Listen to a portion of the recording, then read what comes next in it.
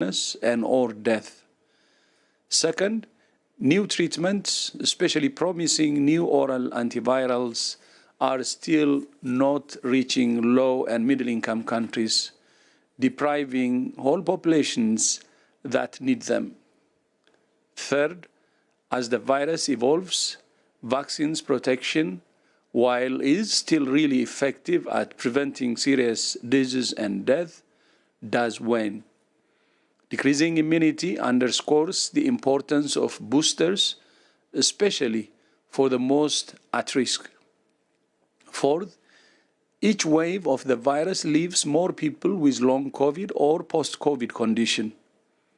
This obviously impacts individuals and their families, but it also puts an extra burden on health systems, the wider economy, and society at large. These challenges require action at a global, national, and local levels. Government, scientists, manufacturers, WHO, and citizens themselves all have their part to play. Essential steps to take include: 1. Vaccinate and boost those at most risk. This includes older people, people with chronic illnesses, the immunocompromised, and health workers. Then build up the wall of immunity throughout the population. 2. Make new oral antivirals and other treatments available to all. Working with Global Fund and UNICEF, WHO has developed an allocation mechanism to support countries as antivirals become available. So far, countries have accepted allocations of molnupiravir, which has moved into distribution. For nitmatrelvir and ritonavir or Paxlovid, 43 countries have expressed interest. However, our organizations are still trying to finalize with Pfizer the appropriate terms and conditions for low and middle income countries.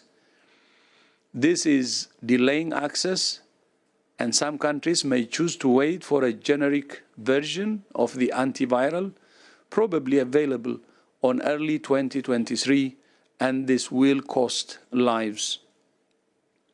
I call on Pfizer to work closely with health agencies and countries to ensure its new oral antiviral is available quickly and effectively. Third, especially if you are in a place where cases are on the rise, use tried and tested public health measures to mitigate risk. For example, if you're in a crowded place or inside and there is poor ventilation, put on a mask, and if you are sick and you can, stay home. Fourth, it's crucial to accelerate research and development into next-generation vaccines, tests, and treatments. WHO is working with scientists and researchers around the world to make this happen. Through the solidarity trials, WHO can ensure maximum efficiency of clinical trials so that new tools are developed quicker. We don't know how the next variant will be like.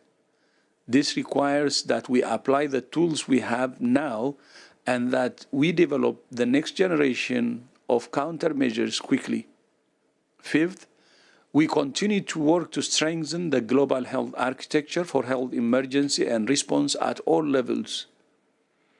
We welcome the news about the creation of the Financial Intermediary Fund, FIF, which will focus on strengthening pandemic prevention, preparedness, and response capacities.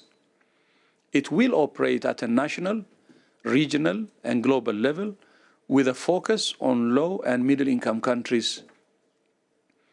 WHO and the World Bank will take the design forward with the founding donors and broader stakeholders. We hope the fund will expand and that this will become an important component of a comprehensive financing solution for health emergencies. Also, it's important that the pandemic accord process continues at pace. This remains a generational opportunity to improve how countries prepare for and respond to new pathogens. On monkeypox, I continue to be concerned by the scale and spread of the virus. Across the world, there has now been more than 6,000 cases recorded in 58 countries. Testing remains a challenge, and it's highly probable that there are a significant number of cases not being picked up. Europe is the current epicenter of the outbreak, recording more than 80% of cases globally. In Africa, cases are appearing in countries not previously affected, and record numbers are being recorded in places which have previous experience with monkeypox.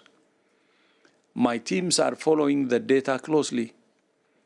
I plan to reconvene the emergency committee so they are updated on the current epidemiology and evolution of the outbreak and implementation of countermeasures. I will bring them together during the week of 18th July or sooner if needed. WHO is working with countries and vaccine manufacturers to coordinate the sharing of vaccine, which are currently scarce and need to be accessible to the most at-risk people. WHO is also working closely with civil society and LGBTIQ+ community, especially to break the stigma around the virus and spread information so people can protect themselves. I want to particularly commend those that are sharing videos online via social media channels talking about their symptoms and experiences with monkeypox. This is a positive way to break down the stigma about a virus that can affect anyone. Finally, in Syria, the humanitarian needs are at their highest level since the war started 11 years ago. WHO works across the country to provide life-saving health support.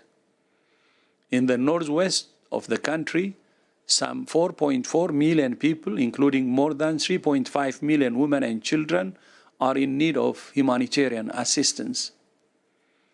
They depend on the cross-border access for their health care, their vaccines, and medicines.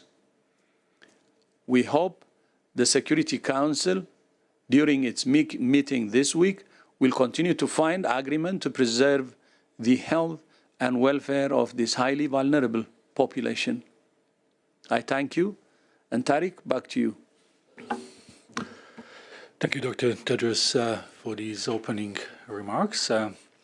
Again, we'll remind journalists online to press the button raise hand, and then we will get to you for questions. And if we can, we will start immediately, and we will start with Simon Attaba, who is with Today News Africa. Simon, if you can hear us, please unmute yourself and ask the question. Thank you. Thank you for taking my question. This Simon Attaba with Today News Africa in Washington. Dr. Tedros, COVID-19 cases have risen by over 30% globally in the past 2 weeks alone, as you just said.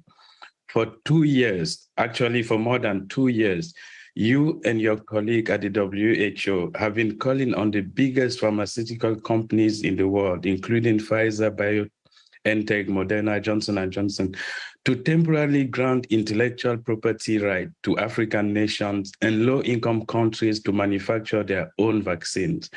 That has not happened even with over 6.3 million people dead. I know you have called out pharmaceutical companies that go for maximum profit over savings. I was just wondering, are you still having those conversations? Are you surprised that your doctor colleagues in the pharmaceutical industries continue to refuse to grant waivers to low-income countries, even as millions of people died? Thank you. Thank you. Thank you, Simon. Dr. Simo. Thank you, Simon. This is a very good question. Of course, everyone is aware that the World Trade Organization, the TRIPS, had a ministerial meeting a few weeks ago where there was a decision taken and a resolution was passed, which it left a lot of discontent behind because it really did not address the issues regarding the waiver. The TRIPS agreement has 76 articles, and actually the current decision resolution by the TRIPS on the TRIPS addresses one part of one article. So WTO continues to push for the equitable access, and we do have a very clear strategy in enhancing local manufacturing. That includes the local production, and that includes the management of intellectual property. We also coordinate an initiative which is called CTAP, the COVID Technology Access Pool, which works with voluntary license and technology transfer. And we do have two good initiatives on there. We had licenses from the Spanish Council Institute of a diagnostic test, which has now been transferred to a South African company.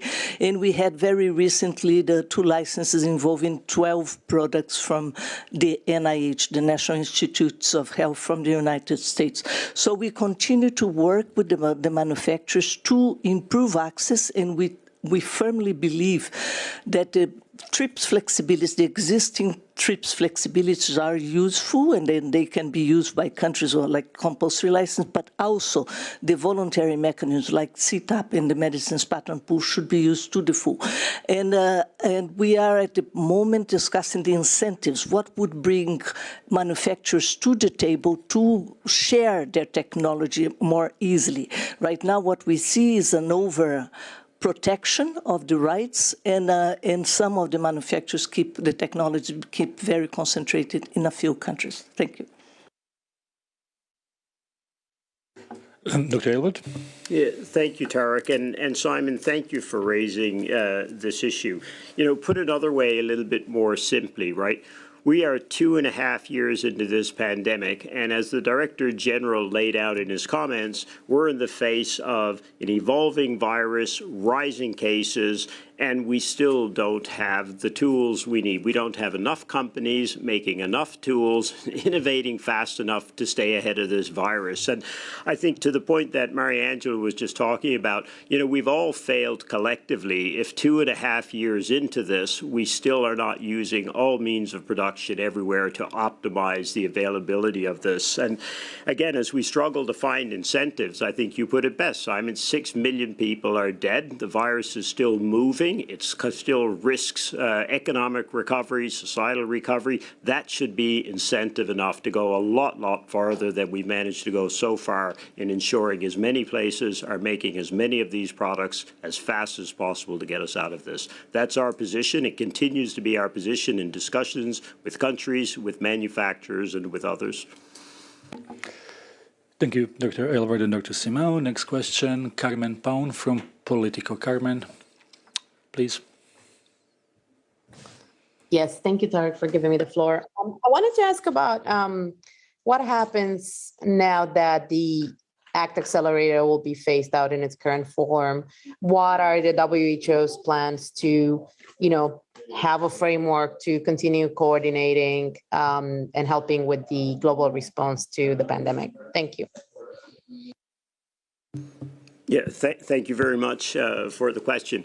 And first, to be super clear, the ACT Accelerator will not be phased out. And I think there's a danger people didn't hear the rest of your comment there, as you said, in its current form.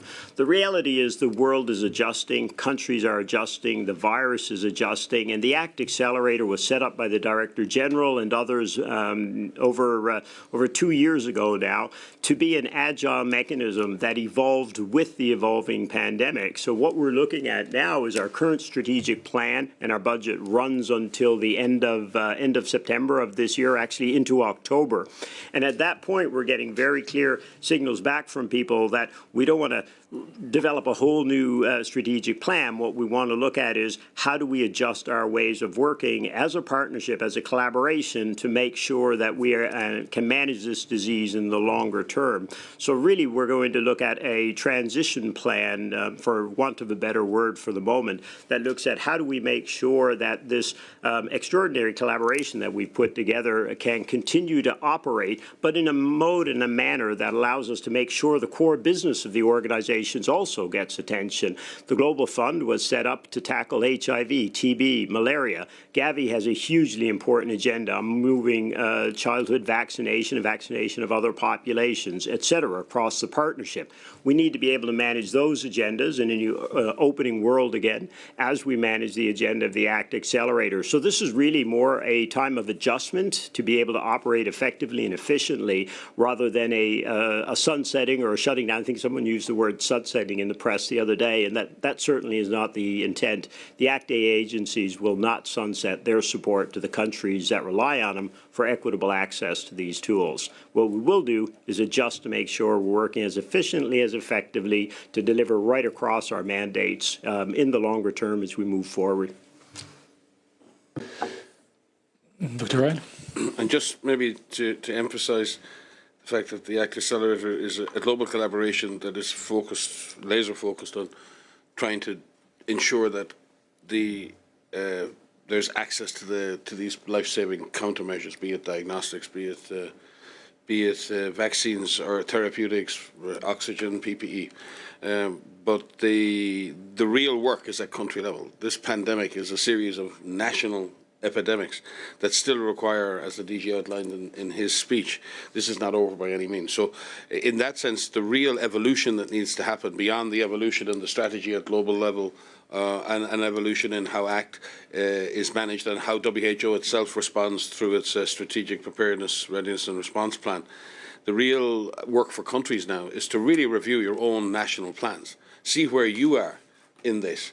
Abdi often refers to the immunity wall or the wall of immunity and the gaps in immunity. There are gaps in immunity in every country, be it because of previous waves, be it because of vaccination levels, marginalised groups, people who are under-vaccinated, high proportion of vulnerable people. So each country has gaps in its readiness, gaps in its preparedness, gaps in its surveillance. No country is without those gaps. Some of those gaps are more extreme, and many of those gaps are because of lack of access and lack of equity, but not all.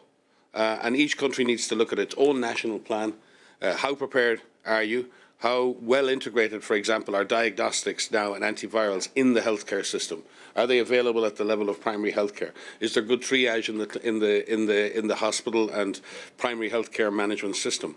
Are you continuing to do surveillance? Are you testing enough people? Are you sequencing? Are you sharing those sequences with the international community so we can track the virus?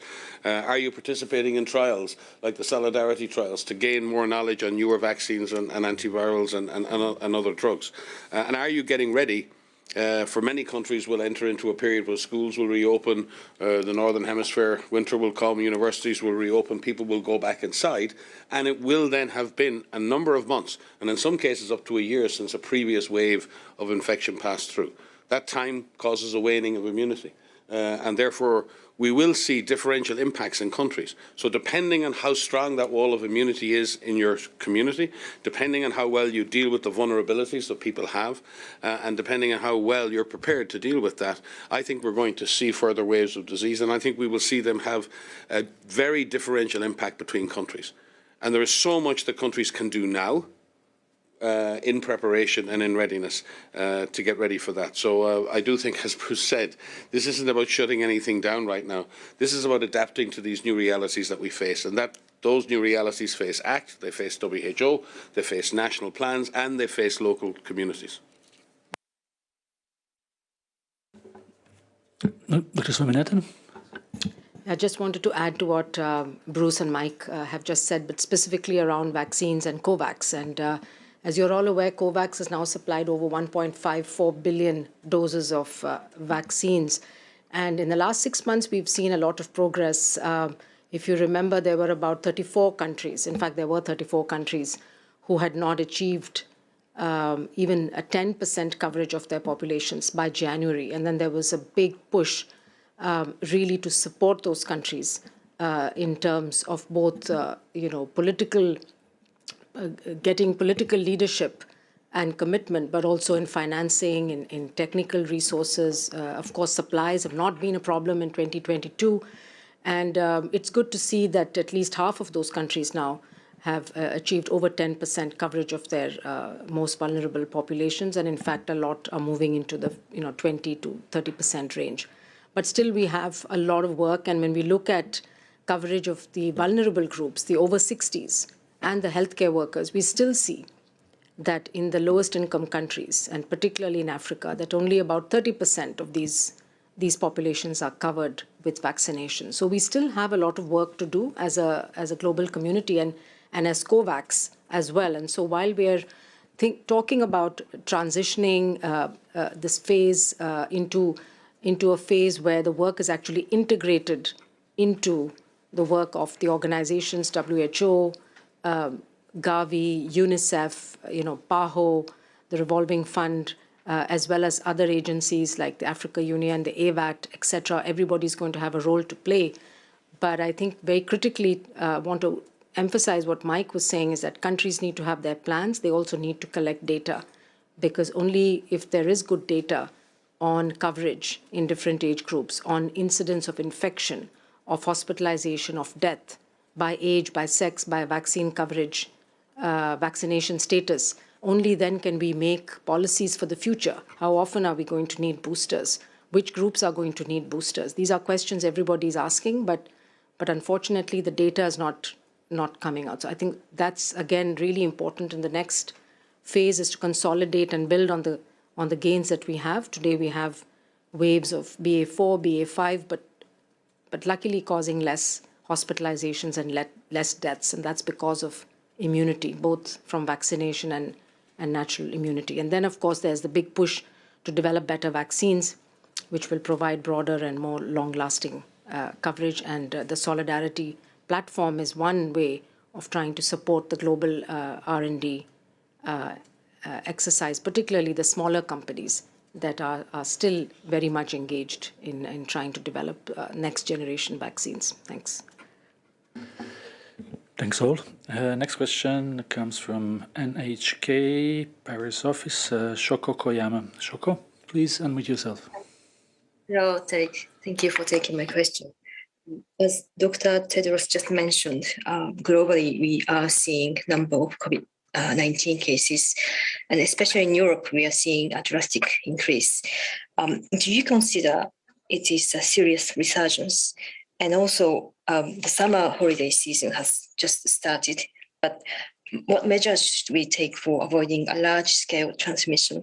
I understand all vaccination, stay-home measures, and social distance and wearing masks. All these measures are important, but especially for this season, what measures are important? Any advice, please? Thank you. Let's start with Dr. Mahamoud. Thank you, Shoko. Thank you so much for asking that patent questions that we all struggle in how to bring the message. In terms of the importance, what we are seeing now is a wave of BA4, BA5 that started from early countries, that started from South Africa, Portugal, and more countries in Western Europe. For those countries that has an excellent surveillance on hospitalization data, what we are seeing more and more is, unlike what we hoped for, everyone assumed that this virus will be an endemic and will go to the summer months, that everyone will be able to relax.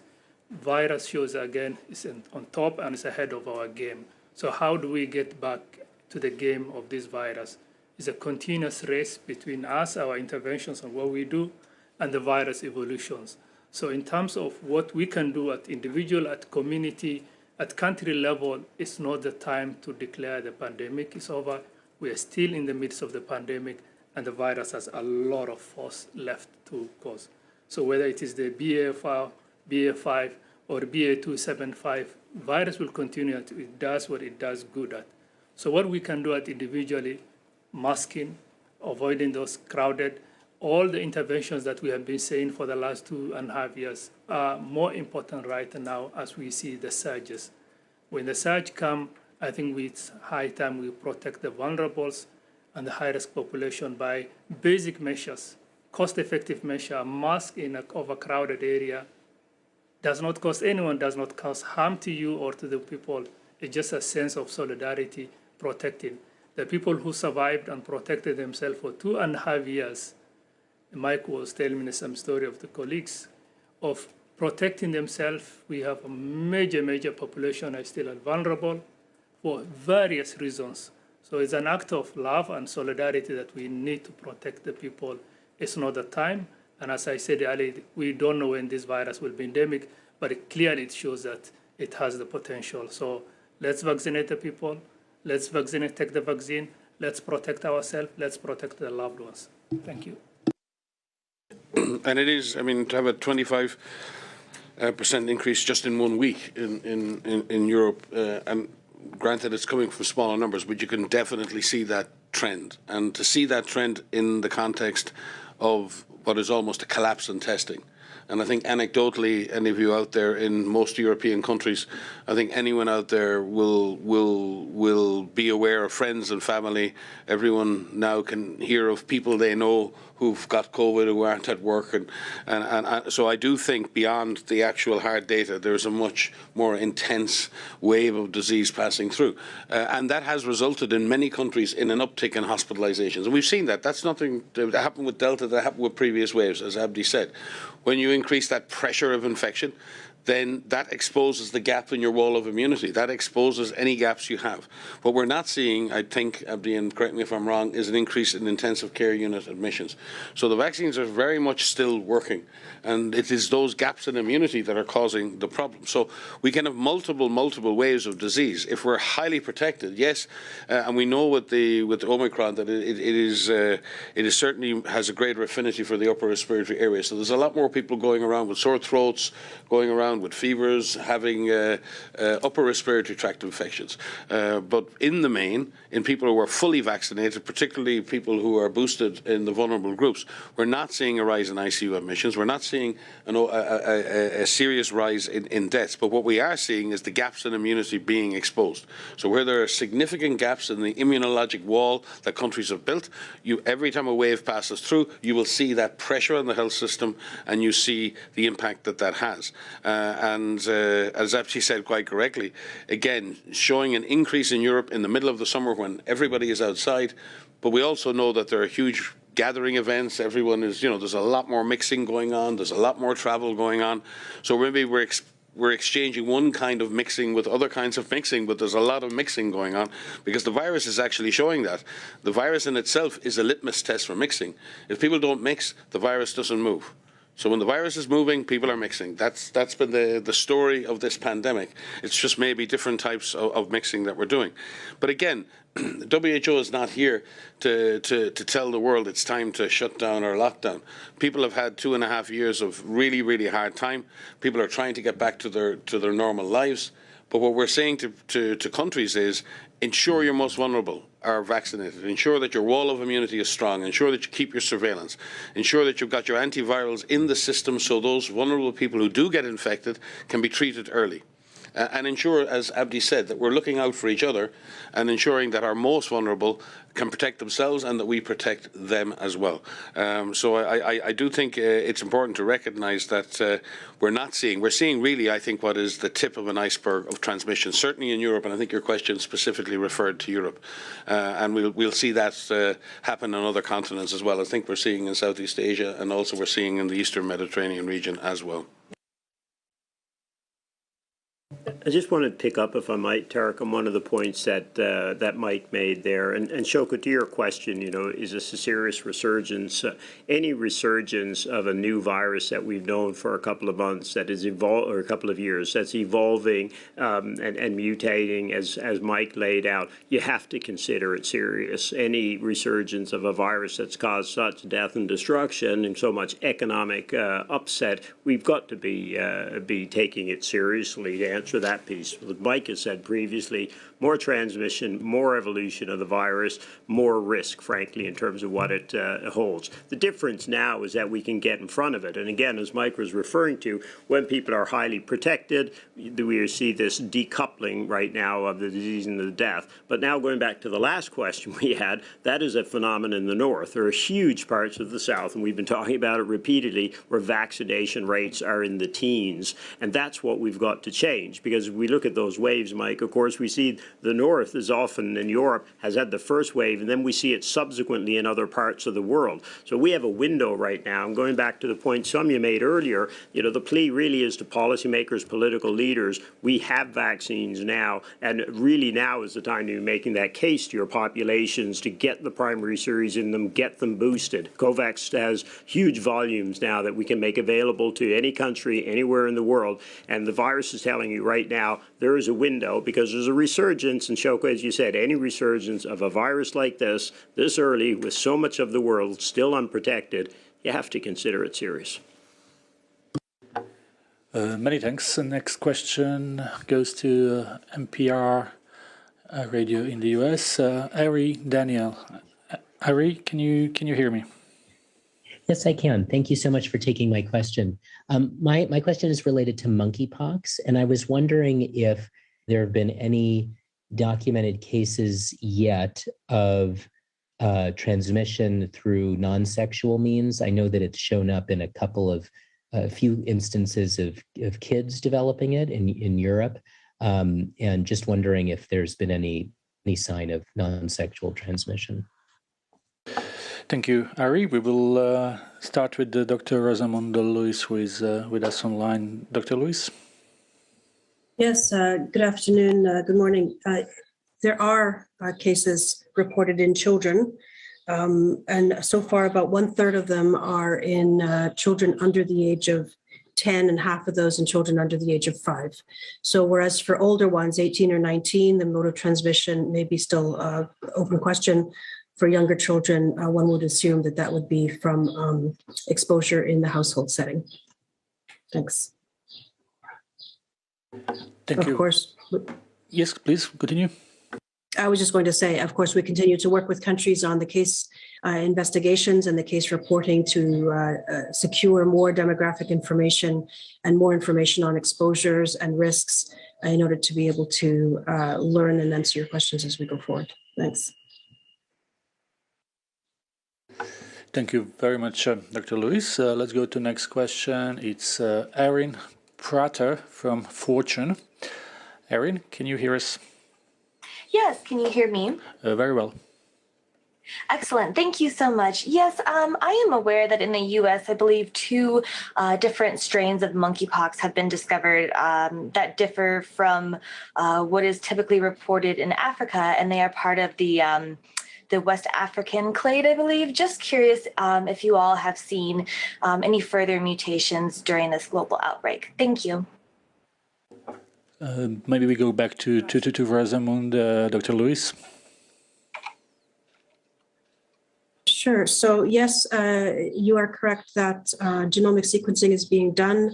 There has been observed in the early cases some divergence from the original West African clade that was circulating primarily in the last few years. However, sequencing takes time, and these are very large genomes. This is a very large virus. So we continue to monitor the information as it is posted by participating countries who are able to do sequencing and providing the information as and when it becomes available. We'll make sure that information is made available as it comes out. Thanks. Dr. Ryan? Yeah, and Rosamund is correct. We'll continue to monitor that. But there is a phenomenon that happens when we see what looks like viruses changing abruptly, but when in fact it's a failure in our surveillance. Because if you look once and then you wait a long time and you look again and something has changed, then the question is, did it change abruptly or did it change gradually over time? We see this in polio all the time. In fact, one of the measures in polio surveillance of the strength of the surveillance system is whether or not the next virus looks very different to the previous virus you detected. And when it looks very different, you don't say the virus has changed as much as you say your surveillance was very poor. And I think we can say with monkeypox, surveillance has been very poor. So I know that there are many, many samples that have been taken over the last few years, and they've been shared with labs for sequencing. And we need to make sure that countries that have shared samples with labs for sequencing, that they receive those sequencing results back, so we can put the full picture together. And we can build a picture month by month, year by year, and then look at the evolution of the virus. But what we're actually seeing at the moment is a little bit like the drunk man looking for his keys under the lamppost. We're looking where the light is, but we're not looking in the dark, and that's the problem. And that's why we want to see genomic sequencing expanded in Africa, particularly expanded in West Africa and Central Africa. We commend the work of the INRB in Kinshasa, the work of the Nigeria CDC and the Institut Pasteur in Dakar and others, because the more we can expand the ability to do real-time genetic sequencing across the African continent, the more we can keep an eye on these viruses. So I do think it raises that question, and we still have to look and see how much is the virus actually evolving and how much of that apparent evolution is because we just have not been looking and monitoring hard enough. Thank you, Dr. Lewis and Dr. Ryan. Next question goes to BBC. We have Nikolai Voronin with us. Nikolai, can you hear me? Nikolai, can you unmute yourself, please?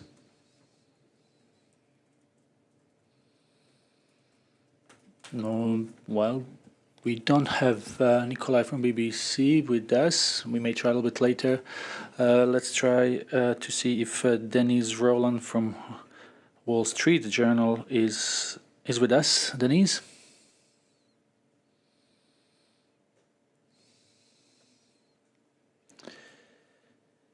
We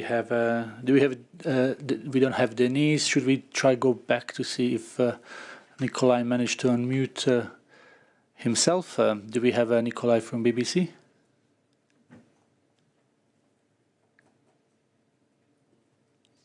Hello, can you hear me now? Ah, finally, yes, now we can hear you. Good.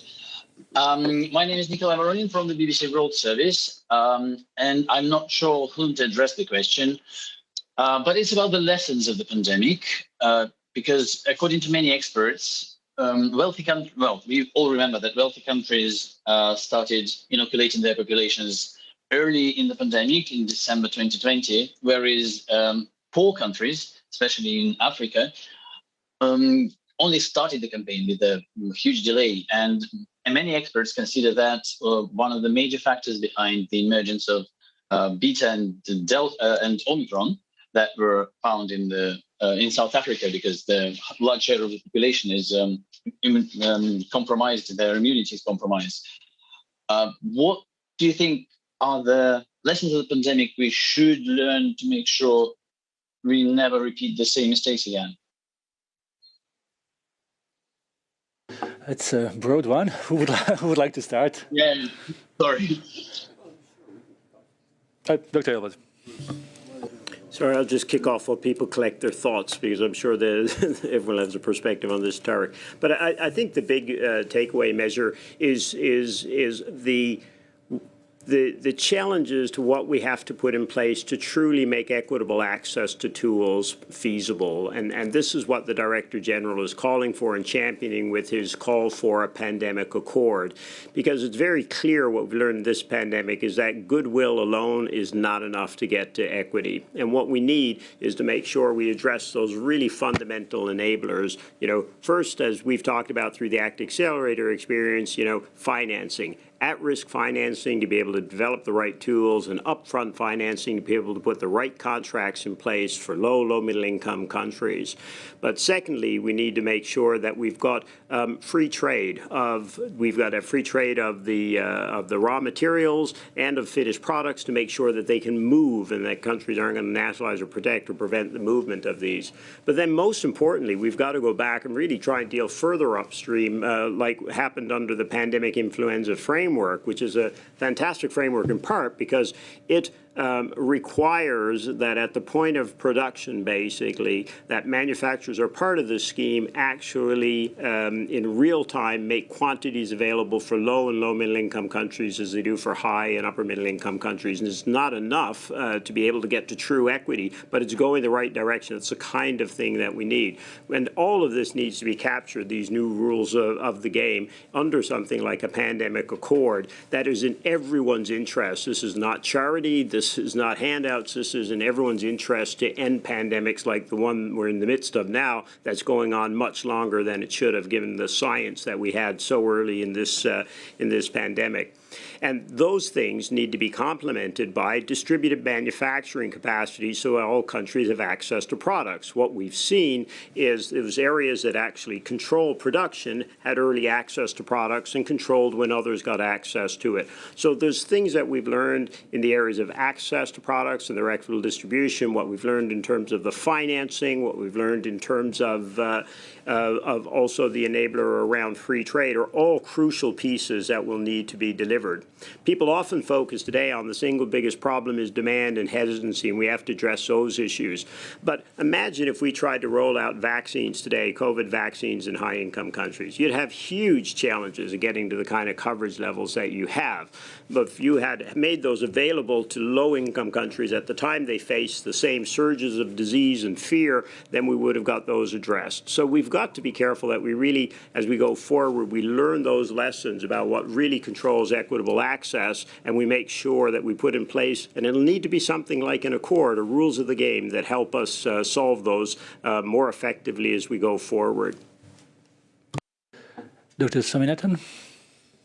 I just wanted to add one point to Bruce's excellent points, and that is that science needs to be at the heart of the response to the pandemic, and that we need to make our policies and evidence-based. This means that we need better systems, to collect data. We've seen the gaps in data, including in data on cases, on deaths from countries, and we spoke about the lack of data on vaccine effectiveness, from many countries. So I think the focus on improving health information systems, also the focus on investing more in science and research in countries that are still not doing that. We can see, the returns that we get from investments in research, developing networks, national, regional, and global networks of scientists, researchers, academics, public and private sector, so that we can respond to these big public health threats. Data sharing principles and policies, so that, like we've seen now, we're tracking variants in real time. We've now started looking at the monkeypox genome, but we haven't done that for many pathogens for many years. So there are a number of activities where there's global collaboration that really helps us to advance the science, and that ultimately, even in the pandemic accord, I think that our response to the pandemic's future threats need to be based on data and evidence, and scientists around the world need to play an important role in informing policy. Thanks. Dr. Simon? Sorry, very, very quickly. I think what we saw during this pandemic is a repeat in history, because we had the same problem with HIV, even because it took years and years and 60, 70 million deaths before actually antiretrovirals, which were available in rich countries, were available to the developing world. So we're repeating history. H1N1, when the vaccines reached developing countries, it was already over, and then they were dumped into many countries. So I think it's very much an issue of rethinking values. And this is super important, because when you have a game-changer technology, or you have a technology that can help us end a pandemic, this technology should be available to all who need them on a timely fashion. It's not the technology is not available now. We are still pushing that we need these technologies, and the people need to continue to vaccinate. But it's millions of lives were wasted because these technologies, the vaccines, took a long time to reach some countries.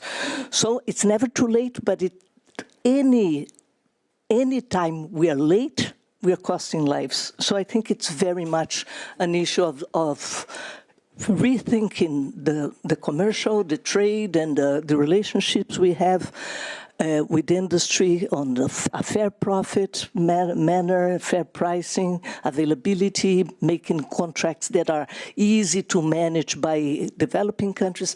This is all part of a rethinking how we value life, and this is, I think this is a new era. We need to think differently for next time. Thank you. Just very briefly, I think what I've learned is that the human race and we all are collectively capable of amazing things in science and innovation and solidarity. When faced with an existential crisis, we can move mountains, and we do. We spent hundreds of billions of dollars in response to this pandemic, and God knows the costs are much greater than that, and socially and economically. But we never, ever seem to learn the lesson that we need to prepare better. And I'll say it to you, everyone talks about preparedness now, and we have all kinds of meetings going on here at WHO and the World Health Assembly, and it'll go round and around. I've been doing this for 25, 30 years like Bruce and others like Tedros. And we will forget. And we'll have the amnesia that we all get after a very painful event. We reimagine our memories in a way to reduce the impact and the suffering that it's caused us. And we will then not realize that the solution for the next time is about the simple things: investing in primary health care, investing in communities, investing in social and health justice, in not having so many hundreds, billions of people around the world who have no access to health care. The reason why many people died wasn't COVID. It was they had no access to health care. They could not get oxygen. They could not get a bed. They had unmanaged hypertension, unmanaged diabetes. They were simply poor. These are the drivers of the impacts of this pandemic. And that's what Tedros is trying to do with his proposals for a new architecture. He's saying, yes, the response has been painful and there's been great injustice. And the greatest tragedy will be to repeat that again in 2, 4, 6, or 10 years. So I think the real lesson I've learned is we need to start spending now on preparedness, on readiness, and on righting the wrongs of a health system that is not available to all. Universal health coverage, primary health care, strong public health systems, health and social justice. If we get those right, I believe we'll respond much better to the next pandemic. Unfortunately, and I do believe we need technological solutions and we need that science. But we will do that. We're great at that when the time comes. We're really bad at doing the things that we really need to do. And that's levelling the playing field when it comes to access to healthcare. Dr. Mahmoud. Thanks, I think completely echo, but I wanted to see it from a different perspective, is what some of the high-income countries can learn from the success of the low-income countries. Because Dr. Tedros from the start talked about science and solidarity. While some of the high-income countries perfected the art of science, they forget that to respond to pandemic, you require solidarity. And that's what we can learn from a lot of this country, the Ubuntu philosophy, that they believe in a universal bond that shares, that connect us, all humanity, that we are one and we are together one. So I hope we can reflect, even you may have the science, but a lot of the death and destruction and decay has happened because of the division and the society. So we can prevent, we can develop science, can go fast, but we require solidarity. And some of those low-income countries, people in rural, but that's the art they perfected, that we can bring together the science and solidarity to respond to the next pandemic. Thank you very much. This question from Nikolai really brought lots of answers. With this, we will conclude today's press briefing. The transcript will be available tomorrow, and a little bit later we will have an audio and video file on our website, but also sent to our media list. With this, I wish you a nice evening and give a final word to Dr. Tedros. Thank you. Thank you, Tariq. Maybe to the last one, I think almost all my colleagues have addressed that. Maybe I can add. I think not only from this, learning from this pandemic, when the current pandemic hit, we anticipated that equity will be a serious problem. And that's why we proposed the idea of Accelerator. And we had two objectives when we established Accelerator. One is to accelerate the development of tools, and the second objective is equitable distribution of those tools. Of course, we have done our best through Accelerator. Compared to previous experience the world has, I think we have made some progress. For example, the antivirals for HIV reached countries in Africa and other developing countries 10 years after they were developed, actually, because they were very, very expensive and inaccessible. I think with these vaccines, the first developed countries maybe started in December 2020, but although there were few, but some countries, developing countries, have also started in February, March 2021. That's with 3-4 months delay, and then started to pick up. So there is some progress, if you like, but the Accelerator was meant for that. Also, although still we face problems.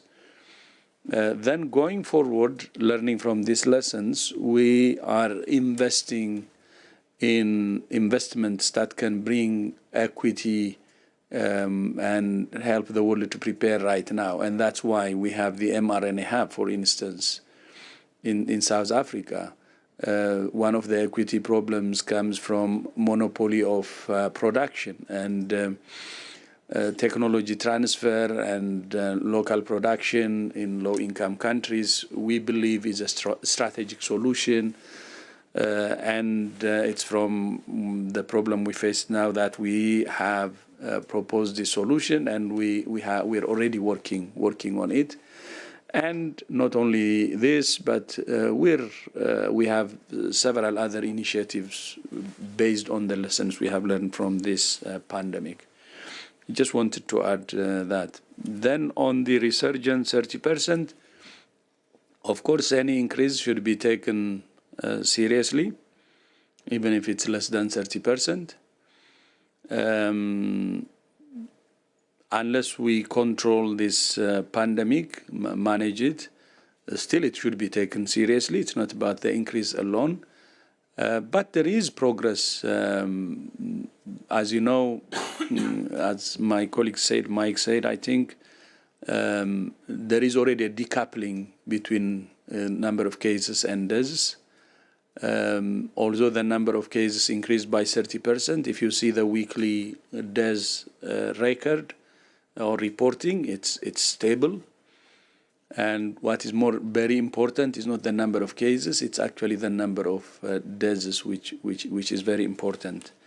And not only that, we know the behavior of the virus better, and we have better tools, and the tools based on the situation, for instance, the emergence of variants, if they need some tweaking, the technology we have, the tools we have are adjustable. So I think whatever the situation is with the increase in the 30% we said or other factors, we're in a better situation now. We can, maybe you can say we can be, as I think Bruce was saying, we can be ahead of the virus, or we can get in front of it. So I don't think we will be like the hostages of the virus like we have been in the past 2 years, because we know the virus better, we have better tools, and we can do better, and we can fight it better this time. So that's what I would like to say. But still, the use of the countermeasures, though, is very, very important. Not only vaccines, but the other things that we have already said during my statement today. And especially the individual level, the responsibility is very, very important. Each and every citizen has to be really taking measures that can protect him or herself. Then on ACTA, I think it has been said, but just wanted to add, it's not phasing out. I think this is one of the lessons actually before even the pandemic got worse, and we will readjust it to be one of the instruments to to prepare us for the future. With the ACTA, maybe something that I would like to add, what my colleagues haven't maybe touched on, is the principals of ACTA Accelerator, heads of the various agencies, members of the ACTA, have been very, very committed throughout since the establishment of the ACTA Accelerator. Weekly meetings every Thursday, incredible commitment. And that's why we have at least some result. May not be enough. But that's really a new culture in inter-agency or inter-organizational relationship.